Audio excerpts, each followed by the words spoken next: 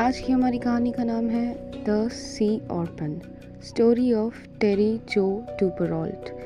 ये कहानी एक 11 साल की बच्ची की है जो समुद्र में अकेली बिना खाना बिना पानी के 4 दिन बिताती है। तो चलिए कहानी शुरू करते हैं। कहानी की शुरुआत होती है यूएस में फ्लोरिडा से। तो फ्लोरिडा में डुपरॉल्ट फैमिली रहा करती थी। इस फैमिली में करीबन 5 मेंबर्स थे। फैमिली का हेड जिसका नाम था ऑर्थर डुपरॉल्ट, उसकी मिसेस जिसका नाम था जेन डुपरॉल्ट। इसके अलावा उनके 3 बच्चे थे। सबसे बड़ा बेटा जिसका नाम था ब्रायन, वो 14 साल का था। उसके बाद उनकी बेटी जिसका नाम था टेरी जो। उसके बाद आती है इस फैमिली की सबसे छोटी मेंबर जिसका नाम था रेने।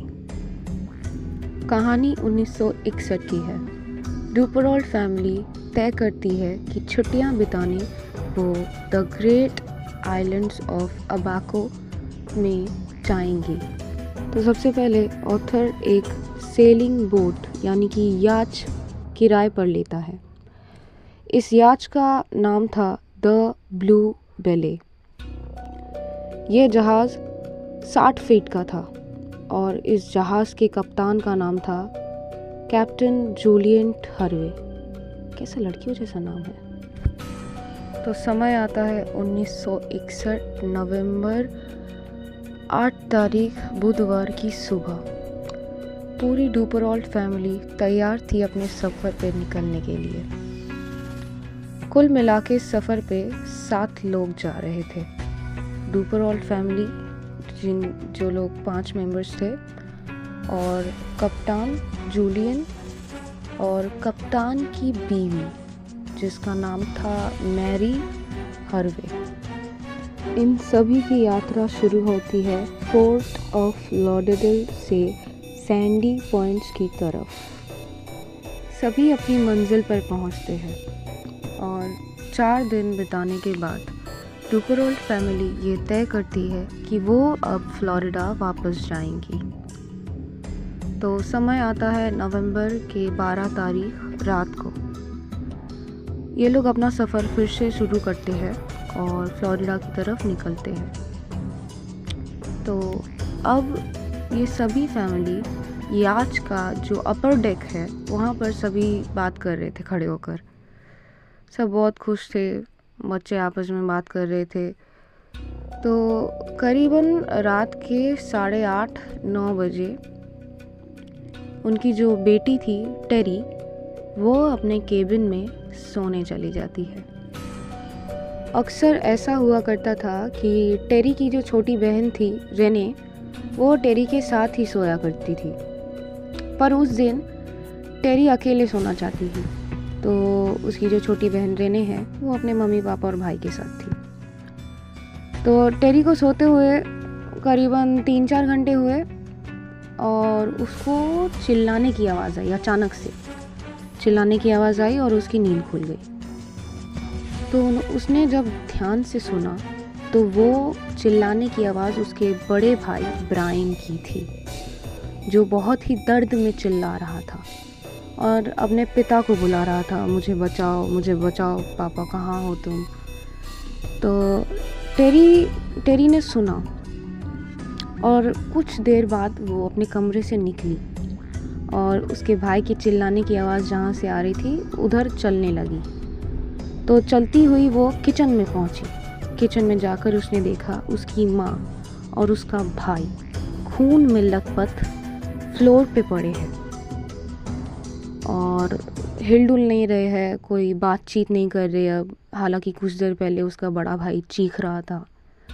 टेरी ये सब देख के बहुत डर गई थी और अब वो अपने बहन और अपने पिता को ढूंढने लगी। ढूंढती हुई वो सीढ़ियों के ऊपर गई और वहाँ से उसने एक जगह देखा कि फ्लोर पे बहुत सारा खून पड़ा हुआ है और साथ ही एक नाइफ भी वहाँ पे पड़ी है।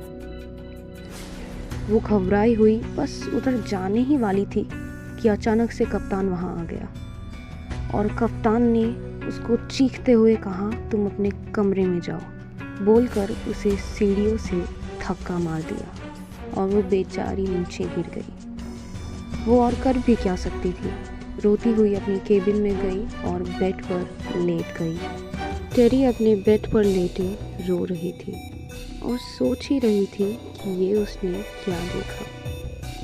तभी उसे तेल की बदबू आने लगी, मतलब जहाज़ में जो तेल डलता है वो वाली तेल। तो उसने बेड के नीचे फ्लोर में देखा कि कहीं से बहुत सारा पानी अंदर आ रहा है उसके केबिन के अंदर। वो समझ चुकी थी कि शायद जहाज़ के अंदर पानी घुस रहा है, शायद जहाज़ डूब रहा है। तभी उसे फिर से चिल्लाने की आवाज़ आती है और इस बार वो कैप्टन था।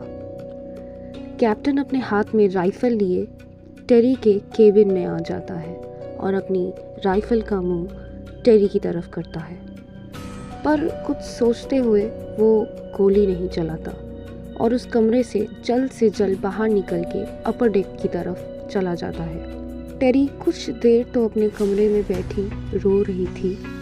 फिर उसने देखा कि पानी उसके मैट्रेस तक आ चुका है। उसने सोचा कि अब ये कमरा खाली करना ही पड़ेगा। वो घबराई, डरती हुई अपने केबिन से बाहर निकली। पानी जहाज़ के अंदर इतना आ चुका था अंदर कि टेरी के कमर तक पानी था। वो डरी, घबराई, सीढ़ियों से अपर डेक की तरफ चढ़ी और अपर डेक पर एक छोटा सा बल्ब जल रहा था। उस बल्ब की रोशनी में उसने देखा कि उनकी बोट के ठीक पास एक लाइफ बोट है। वो रोने लगी और चिल्ला कर बोली, जहाज़ डूब रहा है, मम्मी पापा आप सब कहाँ हैं? उसके इतना कहते ही कहीं से कैप्टन आ गया और वो चिल्लाते हुए टेरी पर बोला कि मुझे पता है बोट डूब रहा है। उसने टेरी के हाथ में एक रस्सी थमाई और पानी में कूद गया। पानी में कूदते ही कैप्टन लाइफ बोट पे चढ़ा और लाइफ बोट लेके वहाँ से चला गया, भाग गया। टेरी कुछ देर तो अकेली खड़ी रोती रही, पर फिर उसने सोचा कि शायद मैंने डेक के राइट साइड पर एक फ्लोट देखा था। तो मैं आपको पहले ही बता देती हूँ फ्लोट क्या होता है। फ्लोट कुछ इस तरह का होता है, जिनको तैरना नहीं आता या इमरजेंसी सिचुएशंस में ये बहुत काम आती है। तो जहाज़ लगभग डूब ही चुका था पूरा और टेरी ने बड़ी मुश्किल से उस फ्लोट को जहाज़ से छुड़ाया और पानी में कूद गई। उसके पानी में कूदते ही पूरा जहाज़ पानी के अंदर समा गया। टेरी का दिल बहुत ज़ोरों से धड़क रहा था। वो घबराई हुई थी, बहुत ज़ोरों से रो रही थी कि बस कहीं से उसकी मम्मी पापा आ जाए, पर कोई भी नहीं आया। जहाज़ पूरी तरह से डूब चुका था। टेरी अब यूं ही फ्लोट पर बैठी थी और बैठे बैठे कुछ ही देर में उसने देखा कि काले बादल छा रहे हैं आसमान पर। तूफ़ानी हवाएं बहना शुरू हो चुकी थी और कुछ ही देर में जिसका डर था वही हुआ। जी हाँ, बहुत ही ज़ोरों का तूफ़ान आ गया। अब बेचारी 11 साल की बच्ची, जिसका शिप डूब चुका है, उसके मम्मी पापा उसके साथ नहीं है, उसके पास ना कुछ खाने के लिए है, ना पीने के लिए है और ना ही पहनने के लिए उसके पास इस नवंबर की ठंड में कपड़े हैं। आप ही सोचो उसकी हालत क्या हो रही होगी। बस वो एक 11 साल की बच्ची ही तो है। इस तूफान में बड़ी बड़ी लहरों ने टेरी को कई बार डुबाया। उसकी आंखों में खारा पानी जा चुका था, उसका गला पूरा सूख चुका था, वो पूरी भीग चुकी थी और ठंड से कांप रही थी। बेचारी टेरी उसने किसी तरह इस तूफ़ानी रात से लड़ते हुए इस रात को बिता ही लिया। अगले दिन सुबह हुई। ये था नवंबर 13 का दिन। धीरे धीरे सूरज उठा। सूरज की गर्मी से टेरी को कुछ राहत मिली। पिछली रात तूफान ने उसकी हालत काफ़ी ख़राब कर दी थी। कुछ देर धूप में रहने के बाद टेरी को लगा कि गर्मी कुछ ज़्यादा ही पड़ रही है। उसने एहसास किया कि गर्मी इतनी बढ़ चुकी है कि उसका शरीर जला रही है। उसका बॉडी बर्न हो चुका था, क्योंकि तब 80 से 85 डिग्री, 80 से 85 डिग्री सेल्सियस तक गर्मी पहुंच चुकी थी। बेचारी वो बच्ची टेरी, वो तो फ्लोट पर ठीक से बैठ भी नहीं पा रही थी। उसने अपने पैरों को पानी में डाल रखा था, लेकिन उसके पैरों को मछलियाँ खा रही थी, क्योंकि पिछली रात जो तूफ़ान आया था उसमें उसको कई चोटें लगी थी और उन चोटों में से खून निकल रहा था और उन्हीं जगहों पर मछलियाँ उसकी चमड़ी उखेड़ के खा रही थी, उसकी स्किन खा रही थी। उसके पैरों में से खून निकले जा रहा था। वो कुछ नहीं कर सकती थी, उसकी ऐसी हालत थी। और ऊपर से ना खाना और ना ही पानी। ये दिन भी वो किसी तरह बिता लेती है। अब दिन आता है 14 नवंबर। वो बेसुध हालत में अपनी फ्लोट पर पड़ी थी। गर्मी बहुत ज़्यादा थी। उसने देखा आसमान की तरफ एक लाल रंग का प्लेन जा रहा है। उसने कुछ सोचा और फिर चिल्लाने लगी उस तरफ देख के। उसने अपना टी शर्ट निकाला और ऊपर हवा में लहराने लगी कि शायद वो पायलट उसको देख ले और उसकी मदद करे। लेकिन बेचारी टेरी की किस्मत खराब थी, वो पायलट उसे देख नहीं पाया। टेरी को एक वक्त के लिए उम्मीद मिली थी, पर वो भी अब टूट गई। बेचारी टेरी फिर से मायूस होकर अपने फ्लोट पर लेट गई, या यूँ कह लो कि बैठ गई। अब रात होती है। 2 दिन तेज़ धूप में चलने की वजह से टेरी को डिहाइड्रेशन हो चुका था और उसे इल्यूमिनेशंस भी दिख रहे थे। वो चीज़ें इमेजिन करने लगी और फ्लोट पर बैठी बैठी उसकी आँख लग गई।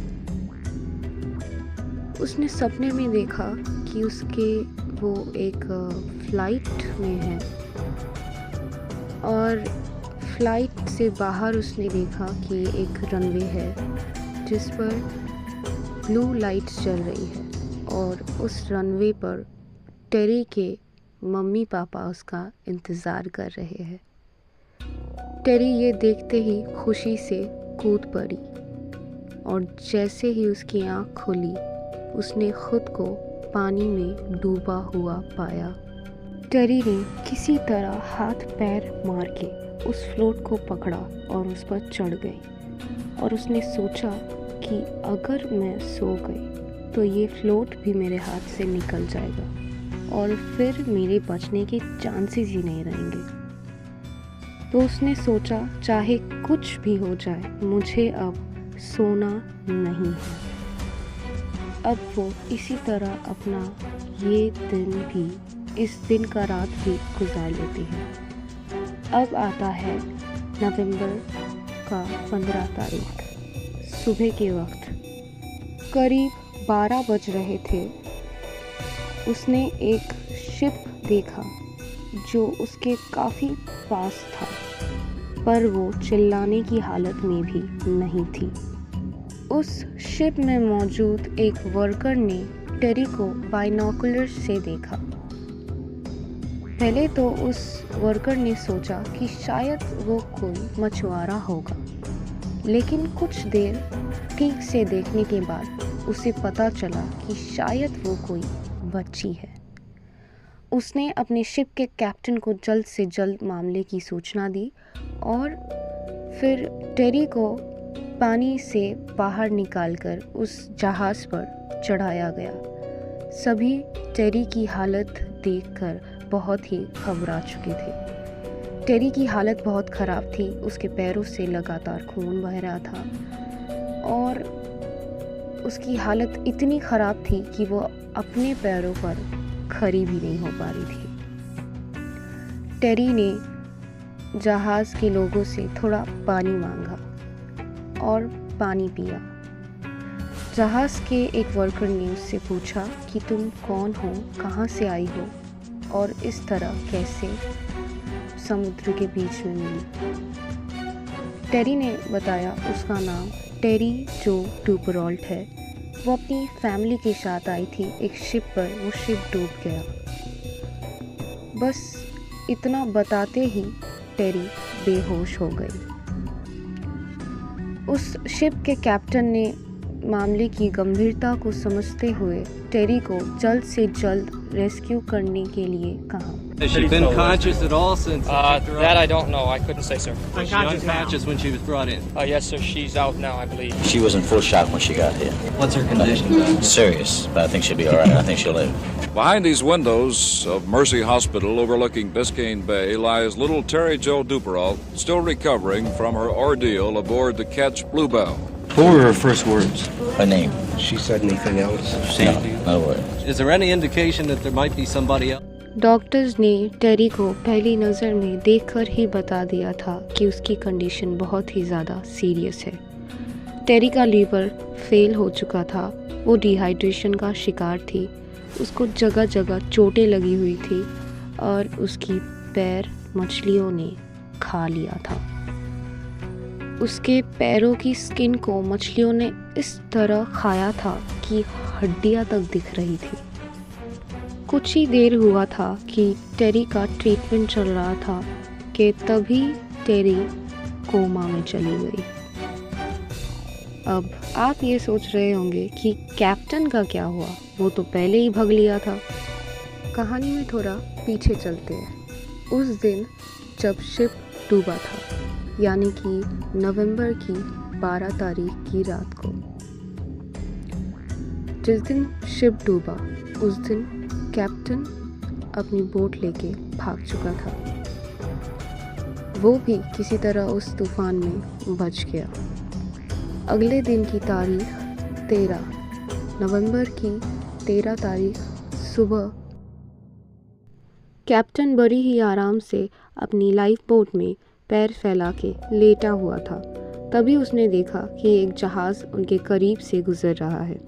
उसने जल्दी से अपना हाथ लहराना शुरू किया और चीखता हुआ बोला, मेरी मदद करो, मेरी लाइफ बोट में एक लाश है। शिप के वर्कर्स ने ये सुनते ही उसे पानी से बाहर निकाला और जब लाश देखी तो वो एक छोटी सी बच्ची की थी। उस बच्ची के लाल रंग के बाल थे और उसने एक लाइफ जैकेट पहना था। तो क्या आप समझ गए वो बच्ची कौन थी? जी हाँ, आपने बिल्कुल सही समझा। वो रेने थी, टेरी की छोटी बहन, जो सिर्फ 7 साल की थी। जब शिप के वर्कर्स ने उससे पूछा कि वो कौन है और ये सब कैसे हुआ, तो उसने बताया कि वो ब्लू बेले शिप का कैप्टन है, कैप्टन जूलियन हार्वे, और पिछली रात आए तूफान में उनका शिप डूब गया, जिसमें उसकी वाइफ और डुपराल्ट फैमिली के 5 मेंबर्स थे, पर उसे पता नहीं था कि टेरी अभी जिंदा है। और उसने बताया कि वो सब तो डूब गए जहाज़ के साथ, लेकिन वो इस छोटी बच्ची को बचाने में कामयाब रहा था। लेकिन वो छोटी बच्ची भयंकर तूफान का सामना नहीं कर पाई और डूबने की वजह से मर गई। कैप्टन को बहुत ज़्यादा कुछ नहीं हुआ था, वो ठीक ठाक था, उसे कुछ खासी चोटें भी नहीं लगी थी। कैप्टन की बातों से सभी को लगा कि ये एक दुर्घटना होगी। सभी को कैप्टन से हमदर्दी हुई।